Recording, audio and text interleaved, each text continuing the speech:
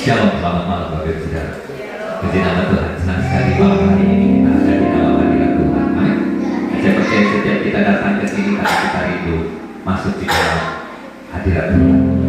Baik, mari kita akan memulai ibadah kita dan kita akan awali dengan doa Bapa kami. Saya ajak Bapak Ibu Saudara untuk bangkit berdiri. Kita sama-sama berdoa. Doa Bapa kami. Bapa kami yang ada di dalam kerajaan sorga, dikuduskanlah namamu, datanglah kerajaanmu, jadilah kehendak-mu di bumi seperti di sorga. Berikanlah kami pada hari ini secukupnya, dan ampunilah kami akan kesalahan kami, seperti kami juga mengampuni orang bersalah kepada kami. Dan janganlah membawa kami dalam pencobaan, tapi lepaskanlah kami daripada yang jahat. Karena Kau punya kerajaan, kuasa, kemuliaan sampai selama-lamanya. Amin. Bapak, terima kasih. Kami berterima kasih untuk segala kebaikan Tuhan. Nah, saat ini Bapak pimpin ibadah kami dari awal pertengahan sampai akhir. Biarlah nama Tuhan saja yang kami tinggikan. Di dalam nama Tuhan Yesus. Haleluya. Amin.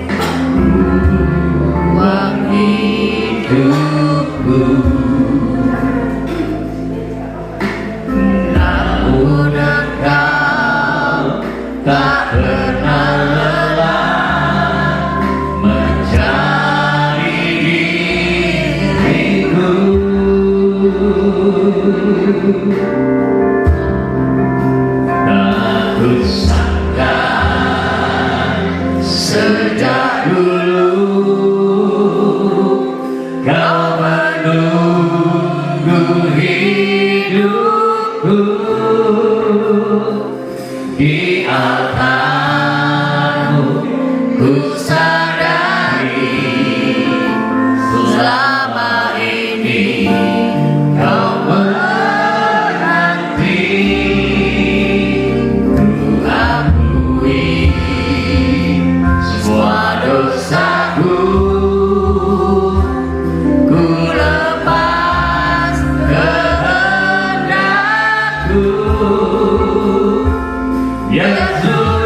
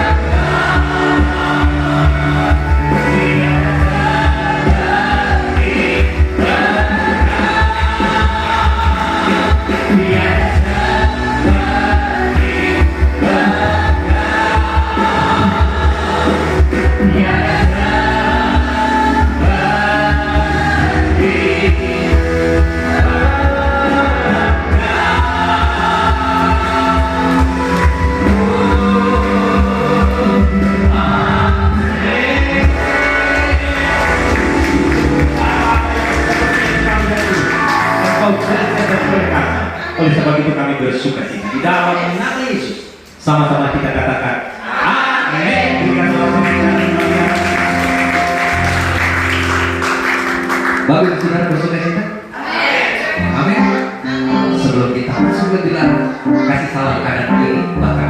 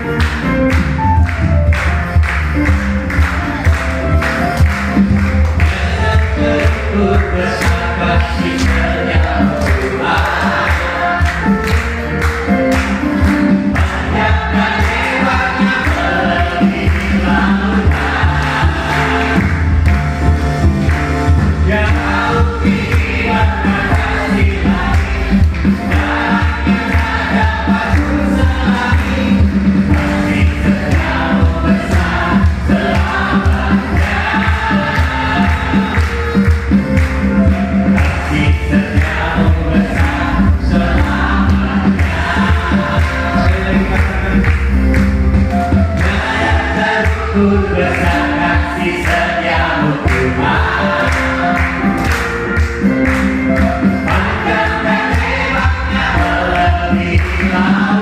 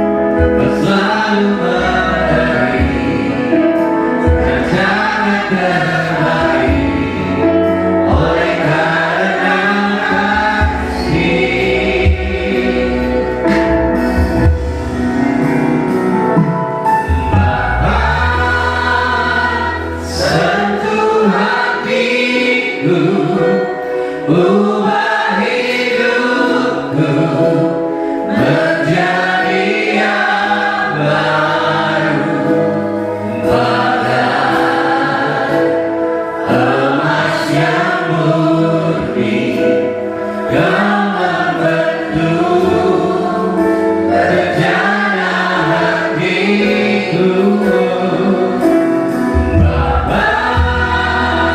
ajarku mengerti sebuah kasih yang selalu memberi air mengalir yang tiada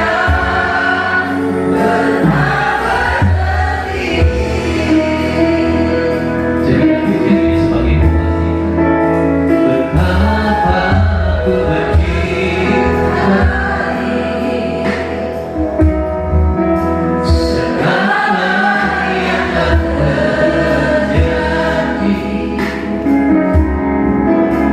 tak tersendiri jalan hidup ini selalu menyertai betapa ku menyadari di dalam hidupku ini kau selalu memberi rancangan terbaik oleh karena kasih.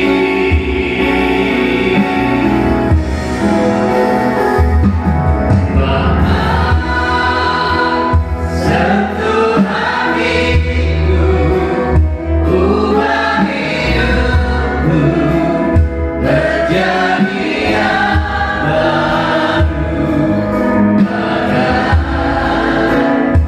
Emas yang murni, kau membendung bencana hatiku. Bapa, ajarku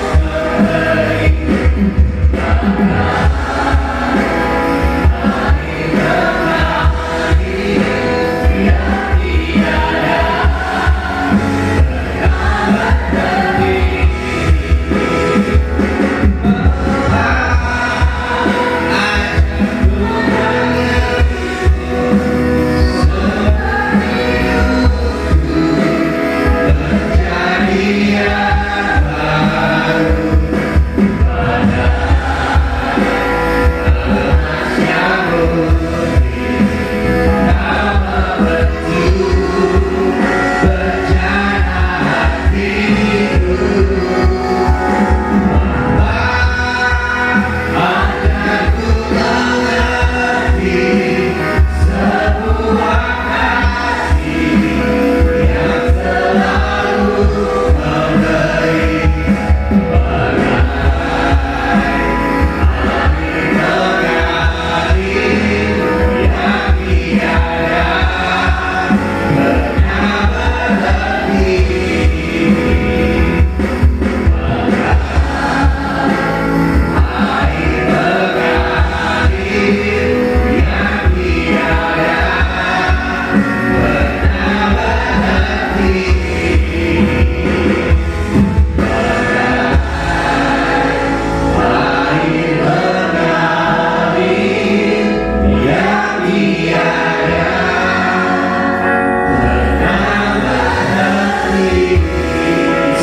dia sekali berikan yang terbaik.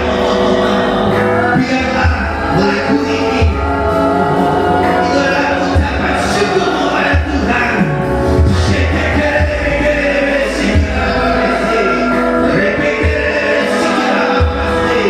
Kita menjadi Bapa yang baik, menjadi Bapa yang luar biasa.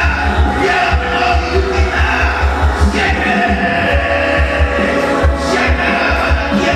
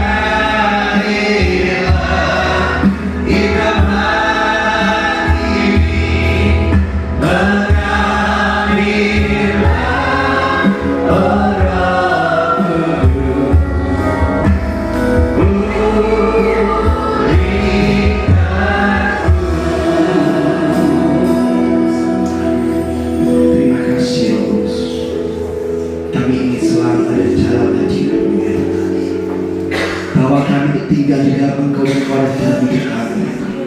Karena kami percaya Tuhan, ketika kami ada tinggal di dalam Engkau dalam kami Tuhan, kami menjadi anak-anak yang luar biasa. Engkau yang selalu menyertai hidup kami, dan hidup kami bukan kami lagi Tuhan, melainkan Tuhan yang hidup di dalam hidup kami. Pimpin kami lebih lagi Roh Kudus. Nyatakan kehendak-Mu malam hari ini. Nyatakan kebenaran firman-Mu malam hari ini ya Roh Kudus. Tanpa Engkau Roh Kudus, kami gak mampu apa-apa. Kami bukan siapa-siapa. Kami perlu tuntunan-Mu. Kami perlu penyertaan-Mu ya Roh Kudus. Dan kami percaya Engkau yang membawa kami pada kebenaran yang sejati.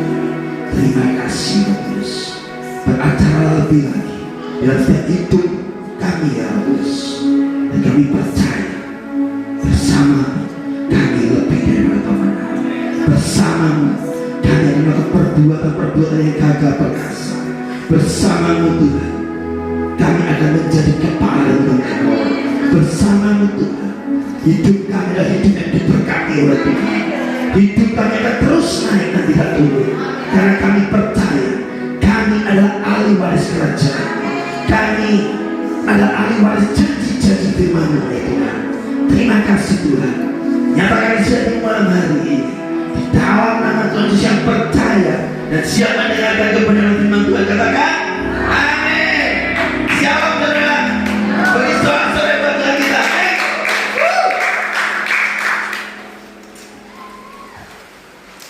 Siapa yang merasa ingat dengan Tuhan malam hari ini? Luar biasa.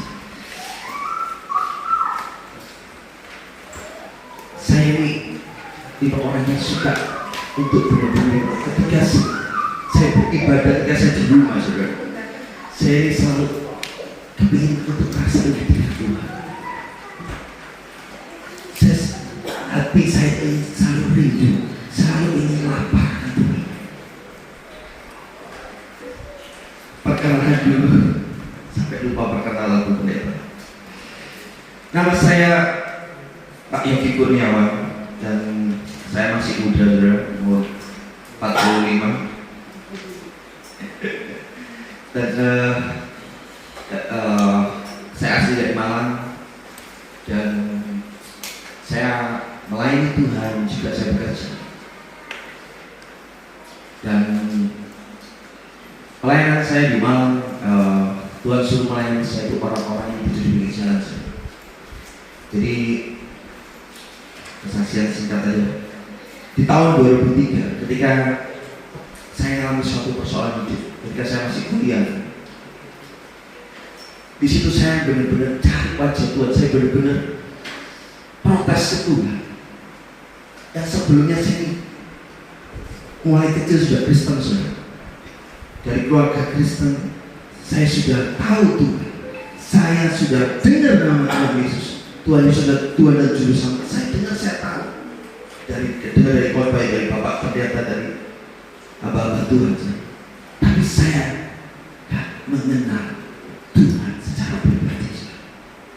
Tapi ketika saya mengalami suatu persoalan hidup, saya cari Tuhan. Dan saya di situ saya mengalami perjumpaan pribadi dengan Tuhan. Saya ingat waktu itu saya berjemaat di GPD di Malang, saudara. Ada di GPD itu ada 10 hari doa kepenuhan Roh Kudus, Pentakosta. Ketika saya ikuti doa itu, saudara, di hari pertama saya ikuti, ketika saya mengalami masalah, saya berlutut sama Tuhan. Hati saya hancur, hati saya sakit, yang mengalami kecewaan, kepahitan. Saya berdoa, saya sambil merenungi nasib saya mencucurkan air mata, saya sedih. Tapi di tengah-tengah saya berdoa, saya ada sesuatu yang masuk dalam hidup saya. Itu tiba-tiba saya rasa itu masuk itu kayak saya menjamah hati saya. Ketika hal itu menjamah hati saya, mulai rasa kecewa, kepahitan, amarah itu rasanya ada yang baru. Saya ngerasain damai sejahteranya Tuhan.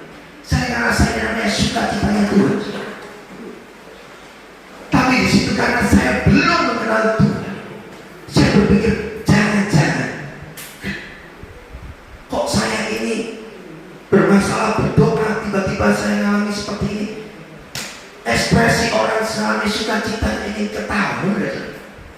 Siapa yang di sini diberi hadiah 1 miliar gitu, ketawa nggak?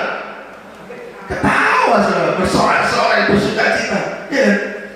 Tapi saya mengalami masalah, hati saya mengalami sukacita, saudara. Saya bingung, mulut saya mulai ingin ketawa-ketawa dan sedih. Saya berpikir, jangan-jangan saya mau apa, saudara? Orang stres itu mau apa? Mau gila, saudara. Saya berpikir gitu. Terus saya ingat, apa kalau Bapak pendeta saya, kalau kamu merasa sesuatu yang aneh, apalagi roh yang bukan daripada Tuhan, tangkei aja. Saya tangkei. Dalam Tuhan sesuatu yang daripada Tuhan keluar. Saya tadi berhenti, saudara. Ada, saudara. Dari yang pertama. Di hari yang kedua, saya mengalami seperti itu lagi. Saya berdoa berlutut, saya hancur hati lagi, saya bercucuran air mata lagi. Terus saya mengalami hal yang sama.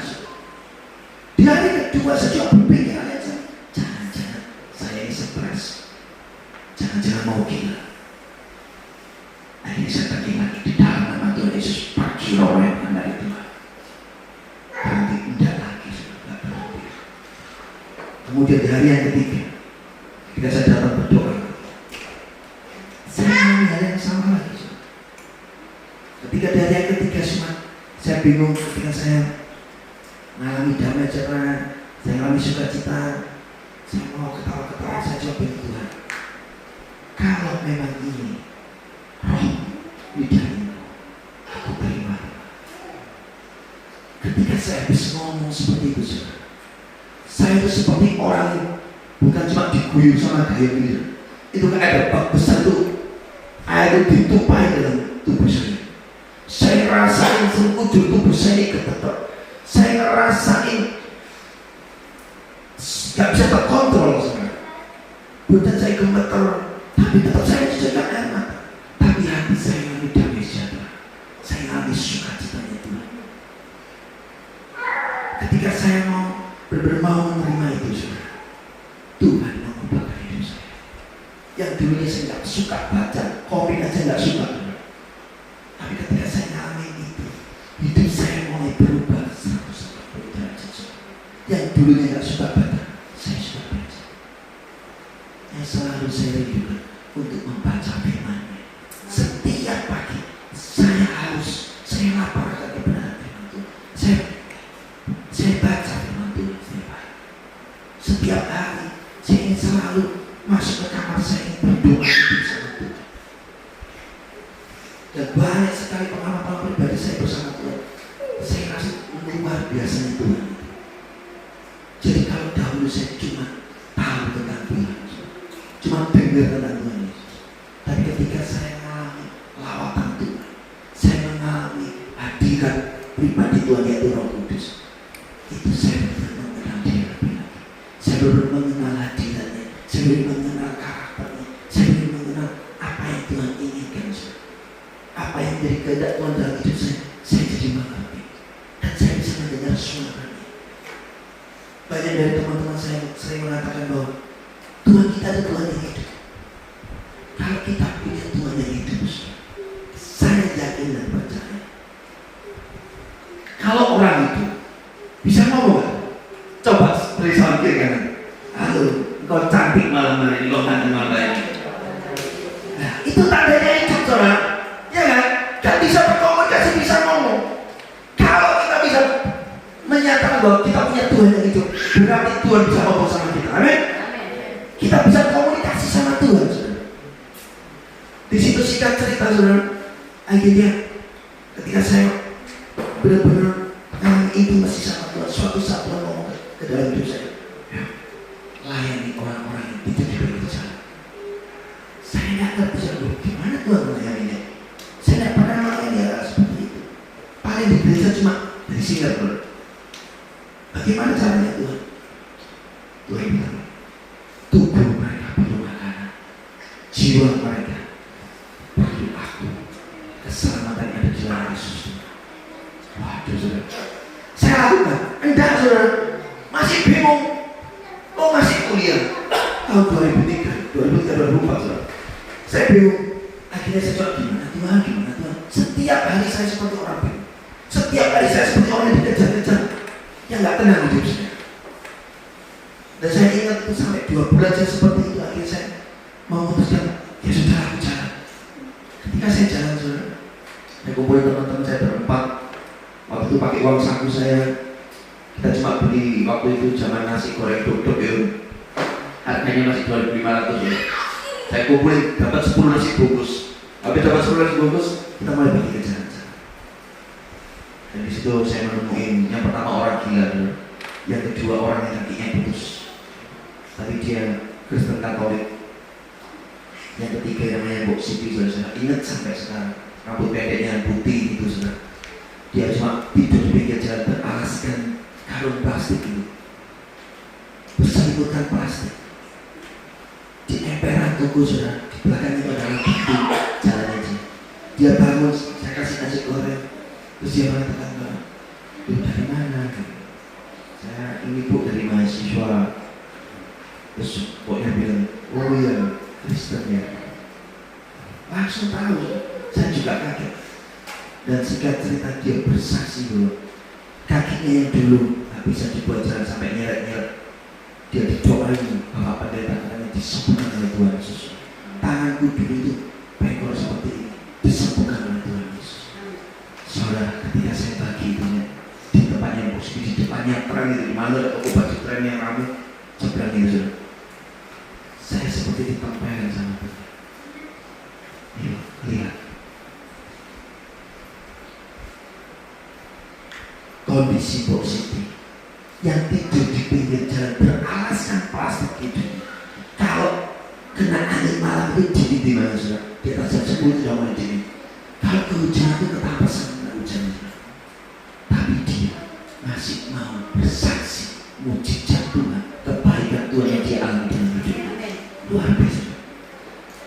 Bagaimana dengan kondisi saudara dan saya yang kita masih sehat, yang masih bisa tidur enak, saudara, yang masih bisa makan enak? Kenapa kadang disuruh bersaksi aja sulit? Benar nggak berbeda? Disuruh bersaksi aja nggak mau, sulit kan? Kita ampun, saudara. Bukankah Tuhan itu memberikan ketika mereka sudah jadilah saksiku, memberikan beritanya supaya saudara dan saya menjadi saksinya, supaya kita menjadi garam, menjadi terang dunia, saudara. Saya malu, saudara. Saya Tuhan, ampuni saya, Tuhan. Tobat saya, Tuhan. Semenjak itu, saudara, saya mulai dari 10 nasi bungkus, saya dimakan 25 nasi bungkus, 50. Setelah 50, gak ada duit, saudara. Saya bilang sama Tuhan, Tuhan, minggu depan gak ada duit. Saya tidak lagi suka Tuhan dalam hati saya. Buat ibadah buat mereka. Saya ngomong gak punya duit, disuruh bikin ibadah, saudara. Pikiran manusia saya tidak masuk. Lagi saya masih kuliah waktunya. Gimana Tuhan? Ya sudah, saya taat aja, saya tidak mau yang seperti itu. Bikin ibadah, pikiran mahasiswa saya mulai berjalan. Bikin ibadah, kasih makan mereka, transportasinya jemput mereka waktu di mikrolet, saudara. Kita harus sewa gedung. Ya sudah, bikin proposal. Cari dana, kasih ke diaken-diaken yang kaya. Amin? Bukan begitu, saudara, kebanyakan, saudara. Kasih doa dari orang-orang yang kaya, kasih apa? Proposalnya. Saya bikin 30 proposal, saudara. Pada waktu waktu itu tahun 2004 sampai 30 proposal, saya dapatin dana 5 juta. Amin. Besar loh. Pada waktu itu besar 5 juta. Cuma 30 proposal 5 juta. Setelah selesai ibadah, saudara, buat orang warga dan saya kumpulin, saudara, kita kasih makan, saudara, yang luar biasa. Ruangan itu gede, saya kira seperti gudang gitu, tempat yayasan orang-orang berkebutuhan khusus gitu, gede gitu. Saya ngumpulin orang ada 50-an kalau saya. Luar biasa, baunya luar biasa, saudara. Amin. Baunya luar biasa. Baunya itu bukan cuma sekedar bau aroma, saudara. Itu seperti aslinya, saudara. Oke. Soalnya kalau kita di jalan-jalan kadang kalau bau-baunya udah tua, saudara, jalan aja susah. Karena kencing juga di situ. Kencing kadang mereka kok sakit perut, maaf, merahnya juga di situ, saudara. Jadi baunya luar biasa. Tapi tetap kita layani. Di ibadah kedua bulan berikutnya, saudara, saya berpikir kalau 30 proposal dapat 5 juta. Wah, saya mau bikin yang lebih banyak ya proposalnya. Saya bikin 50 proposal. Kalau 30 dapatnya berapa, saudara? 5 juta. Kalau 50 proposal dapat berapa? 10. Dapat berapa lagi, saudara? 12. Berapa lagi? 12. Saudara tahu, saya sudah mau ke jalan-jalan, kalau setiap Sabtu itu bagi makanan, saya sudah undang mereka untuk tanggal sekian Pak, nanti kita ibadah. Saudara, seminggu sebelum acara, dana yang saya dapat sama teman saya, saudara, gak ada dana yang masuk, saudara. Saya berpikir terus, dana dari mana, Tuhan? Saya masih kuliah, saya belum bekerja, lemes, saudara. Coba saudara kalau jadi ibu gembala di tempat ini, kalau sudah mau Natal dananya membengkak, kalau belum ada dana masuk, lemes secara manusia, loh. Sama saya juga lemes, loh. Gimana nih? Gak ada yang masuk, nol, gak ada yang nyumbang. Saya cuma ingat pada waktu saya seminggu hari minggu saya ke gereja, loh. Saya keluar dari gereja dengan lemes, gitu. Saya cuma setelah keluar dari gereja di tempat parkir, saya cuma menengadahkan wajah saya ke langit. Tuhan, gimana? Di situ saya bersama Tuhan. Yuk, jangan berharap sama manusia. Masa kamu gak percaya sama aku? Aku Tuhan semesta alam. Aku ini raja di atas segala raja, yang mampu menyediakan segala kebutuhan keperluan. Aku sangat mencukupkan itu semua. Aduh, saudara, saya seperti orang ditempayan lagi, saudara. Saya cuma nangis sama Tuhan, ampuni aku Tuhan kalau mengenai manusia. Semenjak saat itu, saudara, saya tidak mau lagi bikin proposal. Saya tidak mau lagi minta, saudara, minta sumbangan, minta dana, saudara. Tapi puji Tuhan, mulai tahun 2004 sampai sekarang Tuhan pelihara. Amin. Soalnya begitu, saudara. Bukan saya, saudara. Karena Tuhan yang mau andalkan saya. Dari 10 nasi bungkus 25-50 bikin ibadah buat mereka, 200 orang tiap minggu kita beri makan, saudara. Amin. Kita bisa dapat nasi, kita sewa rumah, dan semua itu Tuhan cukupkan semua. Amin. Luar biasa, lihat penyertaan Tuhan, pemeliharaan Tuhan luar biasa. Amin. Itulah kesaksian singkat saya dan sama tema yang saya dapat hari ini, saudara. Bahwa mari kita buka sama-sama firman Tuhan. Kita buka di Habakuk 3 ayat 17 sampai 18. Benar-benar kita sebagai orang percaya ini, saudara, kita dituntut untuk supaya iman kita selalu bertumbuh. Ya. Sudah kamu, saudara? Habakuk 3 ayat 17. Kita baca sama. 1, 2, 3. Sekalipun pohon ara tidak berbunga, pohon anggur tidak berbuah, hasil pohon zaitun mengecewakan, sekalipun ladang-ladang tidak menghasilkan bahan makanan, kambing domba terhalau dari kurungan, dan tidak ada lembu sapi dalam kandang, namun aku akan bersorak-sorak di dalam Tuhan. Beria-ria di dalam Allah yang menyelamatkan aku. Kalau saya renungkan, saudara, saya baca kitab Habakuk itu, saudara, Habakuk hidup di zaman ketika bangsa Israel mengalami penindasan. Habakuk ini nabi Tuhan yang hidup di zaman di mana zaman Israel mengalami kemunduran, kemerosotan, ketertindasan, saudara. Bahkan ada dalam titik nadir kesusahan apapun dalam segenap aspek kehidupan bangsa Israel itu mengalami ketertindasan. Tapi saudara,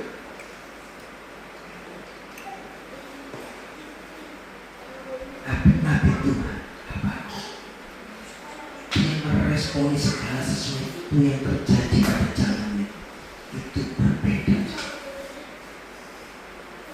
Kalau saya ngomongin, saudara, firman Tuhan katakan bahwa ladang yang jadi tempat untuk mendatangkan hasil kebutuhan buat kehidupan anak-anak Tuhan bangsa Israel pada zaman itu, saudara, itu nggak menghasilkan apapun. Ya, ternak yang pada zaman itu merupakan suatu kekayaan bagi anak-anak Tuhan, bagi bangsa Israel. Itu adalah lambang kekayaan mereka. Itu terhalau, itu rasanya nggak ada artinya. Sama, kayak saya renungkan dari dalam perjalanan saya menuju ke tempat ini. Luar biasa, bahkan beribu-ribu tahun yang lalu bangsa Israel mengalami seperti ini. Saudara, kalau kita mau cermati di akhir zaman, bahkan di bangsa kita, ngeri, hampir sama apa yang dialami zaman di mana Habakuk ini hidup. Saudara, saya lihat berita, saya baca di sosmed, saya baca di Google, lihat berita-berita tentang saudara. Ekonomi yang menentu, banyak pabrik-pabrik tutup. Saya nggak tahu di Sidoarjo ini banyak pabrik, nggak tahu banyak tutup atau enggak. Tapi yang terakhir saya dengar, Seritek disuruh tutup. Saya pernah lewat Seritek itu, pabriknya besar sekali. Berapa ribu orang yang tinggal bekerja. Saya lihat di jalan-jalan, saudara, saya lihat ibu-ibu tua menjajakan dagangannya sampai larut malam. Dia nggak pakai alas kaki, dia jual, sudah tahu, samiler atau sepeda yang mereka jual. Banyak orang mengalami kesusahan akhir-akhir zaman. Untuk memenuhi kebutuhan hidup aja susah. Saya kan lihat, ekonomi seperti ini, politik seperti ini, kemerosotan moral terjadi di mana-mana. Manusia sudah tidak ada yang namanya etika di dalam hidupnya. Kalau kita lihat zaman Habakuk, itu terjadi di bangsa kita. Coba kita renungkan, coba kita lihat sekeliling kita. Sama. Kalau kita lihat ekonomi juga kalangan yang menengah, yang masih punya pekerjaan, yang masih punya tabungan, itu sekarang hidupnya, saudara, itu yang mengalami kemerosotan ini banyak. Mereka hidup dari yang mereka sudah punya tabungannya baru habis, pakai.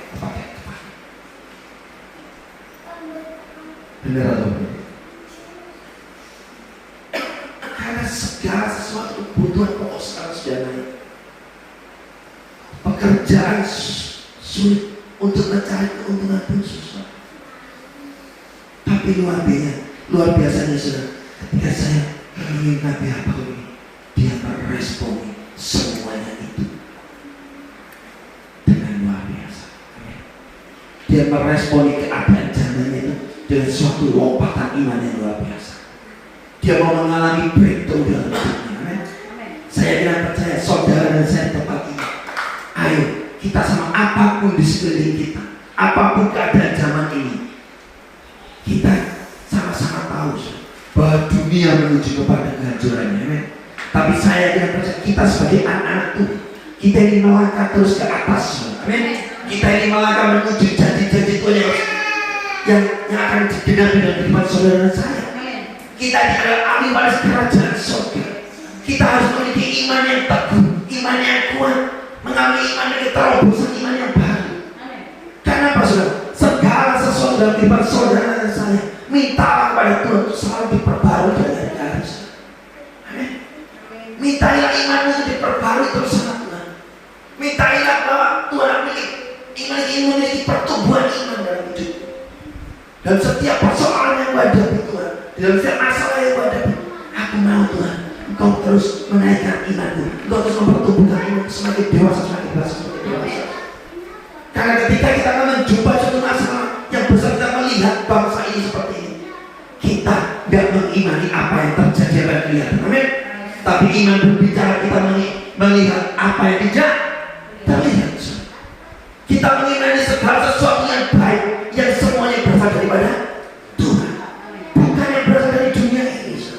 Kalau kita melihat dunia, kalau kita melihat keadaan dunia, kita akan menjadi orang yang khawatir, kita menjadi orang yang takut, kita lemah. Jalan aja susah, lemah, lemes. Aduh, masalah lagi, pusing lagi. Aduh, kerjaan sampai pusing lagi. Kita belajar dari Nabi yang bagus. Gimana respon Nabi Habakuk? Habakuk tidak menyerah dengan keadaan zamannya. Amin. Yang pertama, Habakuk tidak memilih untuk menyerah. Habakuk yang kedua, Habakuk juga tidak memilih untuk cuma hanya untuk bertahan. Habakuk yang ketiga, Habakuk tidak memilih untuk berpas-pasrah dalam keadaan itu.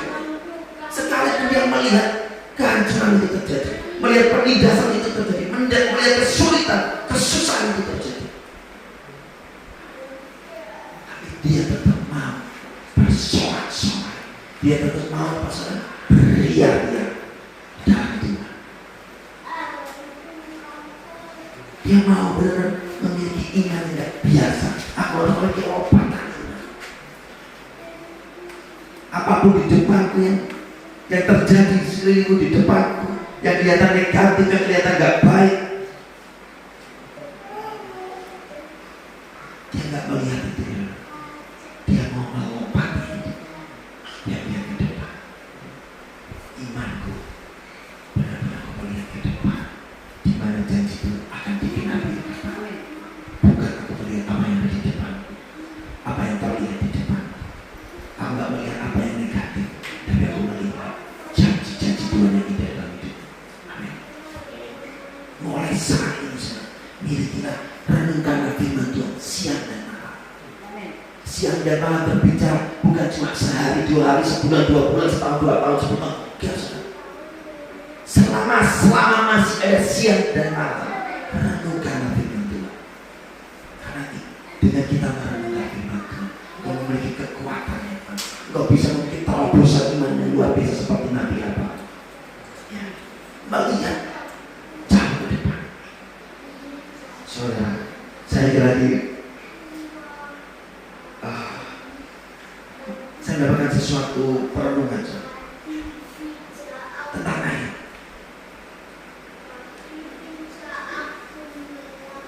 Saya sharing sama teman saya tuh, saya kira ketawa. Gimana ya? Tuhan duduk atas tahta surga itu. Tiba-tiba iblis muncul. Hai, dari mana iblis? Tuhan tanya, dari mana kamu? Keliling-keliling dunia Tuhan. Saya dari keliling-keliling dunia. Saya bayangin Tuhan, pikiran saya nggak nyampe. Gimana kita sebagai sudut pandang kita sebagai manusia, tata Tuhan tempat yang holy, tempat yang kudus, tempat yang suci. Tapi iblis jatuh ngobrol sama Tuhan. Terus iblis ngobrol, ya kira-kira jangan-jangan Tuhan. Loh, kamu gak tahu kan Habakuk adik? Dilihat sama iblis, aku tahu. Tuh Habakuk yang saleh, yang taat dan setia. Dilihat lagi sama iblis, ya mesti aja Tuhan. Oh kamu pageri, lihat, dia pageri, ya mesti aja pageri. Iblis yang ada sudah. Coba pakai yang kamu angkat berangkat, coba. Boleh ya? Ya, jadi nggak masuk ikhlasan. Sama Tuhan diperbolehkan saudara. Ya sudah harus coba orang, tapi cuma satu ya, jangan ambil nyawanya. Tuhan seperti itu. Saudara. Wow. Akhirnya iblis mencobai Ayub, dan Ayub yang Tuhan sendiri mengatakan itu adalah hamba yang salah, yang taat dan setia. Ayub ada zamannya ada orang yang kaya raya, itu dihabisin semua habis. Anak-anaknya meninggal, harta kekayaannya habis, istrinya meninggalkan dia, bahkan teman-temannya mengolok-olok dia, menghakimi dia, dan bahkan tubuhnya dia mengalami sakit. Kata sujud tubuh, dia duduk dalam tubuh. Gimana? Saya sampai iblis mencobai seperti itu. Mungkin kalau kita hidup di zamannya Ayub, kita ikut-ikut seperti teman-temannya itu. Oh, kamu jadi dosa, kamu memang seperti ini. Oh, gak taat dihukum. Mungkin seperti itu, saudara. Tapi saya sadarkan Tuhan. Firman Tuhan katakan bahwa penghakiman Tuhan itu jangan dibentuk menghakimi. Amin. Siapakah kita menghakimi sesama kita? Jangan. Setelah itu, kalau saya renungkan kembali, iblis mereka-rekakan yang jahat kehidupan sampai habis, tersisa cuma tubuh yang sakit, dan dia berlutut protes sama Tuhan. Tapi luar biasa, ketika iblis mereka-rekakan yang buruk dalam dunia ini, Tuhan bisa membuat hal yang iblis lakukan untuk mereka-rekakan yang buruk buat Ayub, Tuhan ubah menjadi sesuatu yang luar biasa, menjadi sesuatu yang dahsyat. Apa yang luar biasa, apa yang dahsyat? Seperti saya juga saya perhubungan itu, saudara. Sampai pada suatu titik ketika Ayub sudah protes itu, ketika benar-benar dia berjumpa dengan Tuhan, dia alami perjumpaan pribadi dengan Tuhan, saudara. Ayub bilang, dulu aku tahu engkau apa dari kata orang, tapi sekarang Tuhan, aku melihat engkau, bertemu engkau secara pribadi. Aku mengenal engkau secara pribadi. Luar biasa. Ternyata kalau saya Tuhan kita itu Tuhan yang luar biasa. Dia adalah Alfa dan Omega. Ketika iblis mencoba hidup Ayub sampai sebegitu rupanya, tapi ada rencana yang indah dalam hidup Ayub yang Tuhan buat. Amin. Supaya Ayub mengenal Tuhan secara pribadi, mengenal Tuhan lebih lagi, bukan lagi dari kata orang, bukan lagi dari dia sekedar tahu dari sosmed, tapi kita mengalami secara pribadi, kita mengenal dia secara pribadi. Luar biasa. Kalau saya mengerti luar biasa Tuhan, dan Tuhan pulihkan kehidupan Ayub. Amin. Saya yang percaya kalau kita mau benar-benar memiliki iman, memiliki terobosan iman, apapun keadaan Bapak Ibu Saudara sekalian, mau masalah ada, kekurangan ekonomi, gak ada duit, masih punya utang, percayalah, jangan lihat masalahmu, jangan cuma lihat utang kita, tapi kita mau lihat janji Tuhan. Aku mengalami masalah untuk hidup. Ingat saudara, Ayub juga mengalami hal yang sama. Ketika kau mengalami masalah yang betul-betul tetap berlutut sama Tuhan, kau lapar pertolongan Tuhan, kau laku dan batu, engkau menarah kekuatan, engkau masa depan hidup Tuhan, janji mulia dan amin tersebut. Ketika kita mau mengucap syukur di dalam keadaan kita mengalami permasalahan hidup, saya bilang pada waktunya yang terbaik, waktunya Tuhan, kehidupan saudara dan saya akan dipulihkan. Ya, saya percaya kalau Ayub ini nggak memiliki iman, dia sudah meninggalkan Tuhan. Siapa yang tahu kalau di zaman sekarang keluarganya habis, harta kekayaannya habis, dia seorang diri berlutut di dalam abu dengan sekujur tubuhnya yang saya punya. Gak mudah, tapi percayalah, jika mau memiliki terobosan iman, mau melihat janji Tuhan, imanmu akan kuat seperti Ayub. Sampai engkau benar-benar mengerti, sampai engkau benar-benar paham. Oh, ternyata ini mau Tuhan dalam hidupmu. Ternyata masalah yang kau hadapi itu adalah proses hidupku untuk aku mengalami Tuhan lebih lagi. Ternyata masalah persoalan hidupku untuk aku mengenal Tuhan lebih lagi, untuk membawa hidupku lebih melekat sama Tuhan, untuk membawa hidupku dikuduskan lebih lagi sama Tuhan, disucikan sama Tuhan, untuk supaya hidupku dipakai Tuhan lebih lagi, supaya hidupku diberkati Tuhan lebih lagi, supaya aku mengalami mujizat, aku mengalami kesemuanya, aku mengalami berkat yang luar biasa. Itu yang Tuhan mau. Janji-janji Tuhan itu akan digenapi dalam kehidupan saudara dan saya. Amin. Terus kita buka ayat terakhir, Kisah Para Rasul 2 ayat 25 sampai 26.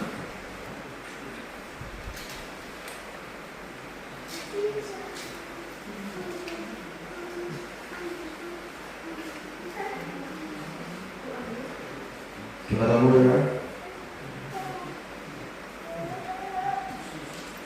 Kita baca sama-sama. 1, 2, 3. Sebab Daud berkata tentang dia, aku senantiasa memandang kepada Tuhan, karena ia berdiri sebelah kananku. Aku tidak goyah. Ayat selanjutnya. Sebab itu hatiku bersukacita dan jiwaku bersorak-sorak, bahkan tubuhku akan diam dengan tenteram. Amin, saudara.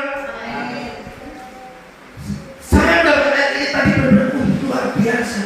Bahkan apa yang dialami Habakuk mau memilih mengalami breakthrough tentang imannya.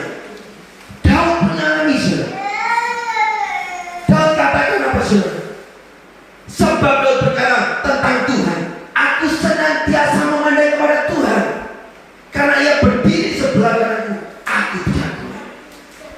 Daud mengajari saudara dan saya, ketika kau mengalami breakthrough dengan imanmu, mengalami terobosan iman yang baru, salah satu hal yang terpenting yang kita lakukan, kita harus tetap memandang Tuhan.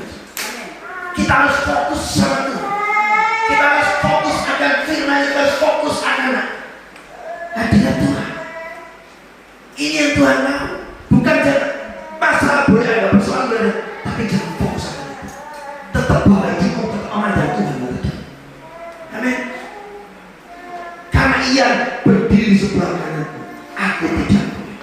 Jadi ketika Daud memandang Tuhan, dia tahu ada Tuhan di sebelah kanannya, dia tidak akan pernah goyah apapun yang terjadi dalam hidupnya. Imannya akan tetap teguh, dia akan tetap percaya bahwa Tuhan adalah penolongku. Dan Daud pernah percaya bahwa masa depanku sungguh ada, pengharapanku tidak akan pernah hilang di dalam Tuhan. Dan aku percaya aku akan menerima janji-janji itu. Itu imannya. Terobosan imannya Daud ajari buat saudara dan saya. Fokus sama Tuhan. Kalau saya di hari-hari ini, bukan hanya cuma kita sebagai anak-anak Tuhan, ketika Tuhan Yesus datang ke dunia, dan ketika Tuhan Yesus menebus dosa saudara dan saya, dan ketika dia mati di atas kayu salib untuk saudara dan saya, kemudian pada hari ketika dia balik dari surga, Tuhan bilang, lebih berguna aku kembali dengan Bapa. Karena apa? Karena aku akan janji Bapa itu akan digenapi dalam hidup saudara dan saya. Bapa akan mencurahkan rohnya untuk kehidupan saudara dan saya. Roh kebenaran itu, janji Bapa itu, roh penolong itu, roh kudus itu, supaya dicurahkan. Itu nggak di samping kita, saudara. Nggak cuma di samping kanan atau samping kiri, di depan atau belakang, tapi roh kudus dicurahkan di dalam hati kita. Tuhan pengen bahwa pribadinya itu benar tinggal di dalam hidup saudara dan saya, untuk memimpin kita pada kebenaran yang sejati, untuk menolong kita, untuk menyertai kita sampai kepada kesudahan. Tuhan tidak pengen cuma itu, dia cuma berjalan bersama tanda, tapi Tuhan ingin menjadi Tuhan dan Raja atas hidup saudara dan saya. Kalau kita hidup saudara dan saya ada Tuhan dalam hidup, jadi kita dipimpin oleh Roh Kudus, pribadi Tuhan sendiri di dalam kehidupan kita sehari-hari. Engkau akan selalu mengalami terobosan iman, engkau akan mengalami pembaruan iman, karena Tuhan ada dalam hidup saudara. Lewat Roh Kudusnya, Tuhan akan mengajari kita segala sesuatu. Ya. Bukankah tubuh kita adalah baik apa? Kalau kita mengaku bahwa tubuh kita adalah baik apa, kita tidak berat, saudara. Tapi yang berat itu adalah pribadi Tuhan yang tinggal. Di mana baik Allah ada, di situ ada Roh Tuhan. di situ Allah di situ. Sama. Ketika kita mau mengaku bahwa Tuhan kita beda, berarti yang berat atas hidup kita itu adalah Tuhan daripada Tuhan sendiri. Minta kita dituntut, tanggalkan kehendak kita seperti pujian kita. Bukan kehendak kita yang jadi, biarlah kehendak Tuhan yang terjadi di sini. Pimpin aku lebih lagi, ajar aku bertumbuh di jalan-jalan, sertanya tuntun aku. Ketika kita mau fokus di situ, kita bersama dengan Roh Kudus, kita bisa memiliki terobosan iman yang luar biasa. Karena kita fokus kita berjalan hidup di dunia ini di dalam bimbingan Roh Kudus, di dalam bimbingan Tuhan. Setiap langkah kita serahkan di dalam Tuhan. Kau akan mengalami breakthrough yang luar biasa. Ya, kau akan mengalami janji-janji Tuhan dari kenapa ya saudara. Amin saudara. Terus yang terakhir, sebab itu hatiku bersukacita dan jiwaku bersorak-sorak, bahkan tubuhku akan diam dengan tenang. Ketika kita ingin fokus, kita mau benar-benar berjalan bersama Roh Kudus, sama seperti itu, dia merasa bahwa Tuhan ada sebelah kananku. Maka dalam hidup saudara saya seperti Daud, hati kita akan bersenang sukacita Tuhan. Amin. Apapun persoalan kita boleh ada, boleh, tapi tetap hati kita akan sukacita. Jiwa kita benar-benar bisa bersorak-sorak seperti Nabi Habakuk menghadapi zaman. Bahkan tubuh kita akan diam dengan tenang. Tidak ada lagi khawatir kebingungan. Tenang aja, tenang. Ada Tuhan dalam hidup. Amin. Jalani hidup kita dengan apa semua. Saya kalau ngobrol sama teman saya, bagaimana ini teman kerja saya, dia segala pekerjaan sebisanya, pekerjaan ini. Terus bagaimana solusinya? Ya dijalani dengan mengucap syukur. Dengan mengucap syukur. Ketika kita mengucap syukur, hati kita bersukacita. Amin. Jiwa kita bisa tetap senang bersorak-sorak, tetap melayani Tuhan, tetap melakukan pekerjaan kita sekalipun masa ini sepi, tetap bersorak-sorak. Apa yang kita terima berkat dari Tuhan, sekalipun mungkin saat ini kecil dibanding tahun-tahun kemarin, tetap sukacita, tetap syukur. Kalau kita mau seperti itu, hidup kita akan mengalami ketentraman, damai, sejahtera yang dunia. Amin. Siapa yang mau memiliki terobosan itu? Miliki iman, terobosan iman seperti Nabi Habakuk, seperti Nabi Daud, supaya kita hidup di zaman akhirat itu. Kita nggak ngalami yang namanya kekhawatiran, kebingungan. Kita nggak ngalami yang diombak-ambingkan oleh zaman. Tapi kita tetap percaya memandang, fokus kita kepada Tuhan dalam masa depan. Tahun ini boleh seperti ini, tahun depan berkat Tuhan luar biasa. Tahun ini boleh seperti ini, tapi aku percaya hidup akan terus naik. Sekalipun aku mengalami suatu hal persoalan masalah, aku tetap percaya. Aku mau fokus sama Tuhan, aku mau bersyukur sama Tuhan apapun keadaanku, karena aku yakin Tuhan pasti membawa kita semua kepada rumput yang hijau. Amin. Saya undang saudara pergi bersih. Saya undang musik leader, pemain musik maju ke depan.